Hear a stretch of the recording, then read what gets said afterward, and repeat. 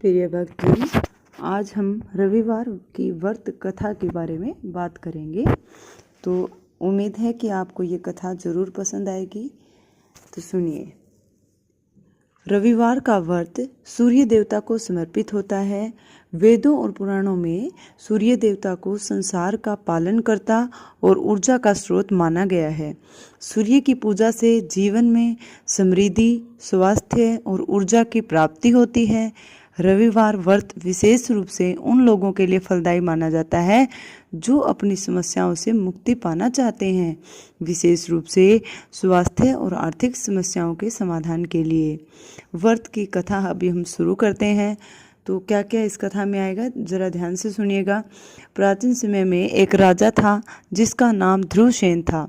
राजा बहुत धर्मपरायण और प्रजा का हितैषी था, लेकिन उसे एक समस्या का सामना करना पड़ रहा था। उसका स्वास्थ्य बहुत खराब था और कोई औषधि काम नहीं कर रही थी। राजा के दरबार में एक दिन एक ज्ञानी ब्राह्मण आया, जिसने राजा की समस्या का समाधान बताते हुए कहा, राजन, तुम्हें रविवार का व्रत करना चाहिए और सूर्य देव की उपासना करनी चाहिए।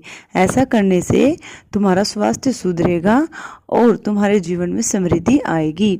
राजा ने ब्राह्मण की सलाह मानी और नियमित रूप से रविवार का व्रत रखना शुरू किया। राजा सूर्य देवता की आराधना करता और व्रत के दिन पूरे नियम और संयम का पालन करता। धीरे धीरे राजा का स्वास्थ्य सुधरने लगा और उसके राज्य में भी सुख समृद्धि लौट आई।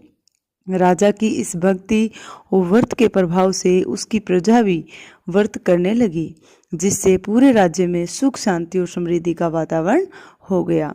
व्रत की विधि क्या है, इसके बारे में और बात कर लेते हैं। रविवार व्रत करने वाले व्यक्ति को सूर्योदय से पहले उठकर स्नान करना चाहिए। इसके बाद स्वच्छ वस्त्र धारण कर सूर्य देवता की आराधना करनी चाहिए। तांबे के पात्र में जल भरकर उसमें लाल फूल, अक्षत मतलब चावल और गुड़ डालकर सूर्य देव को अर्घ्य देना चाहिए। इस दिन नमक का सेवन नहीं करना चाहिए और दिन भर निराहार रहकर व्रत करना चाहिए। संध्या समय सूर्य देव की आरती और व्रत कथा सुननी चाहिए। व्रत का पारण सूर्यास्त के बाद किया जाता है।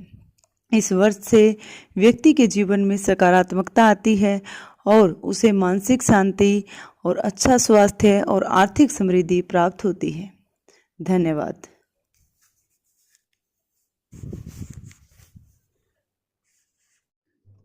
प्रिय भक्तजन, आज हम रविवार की व्रत कथा के बारे में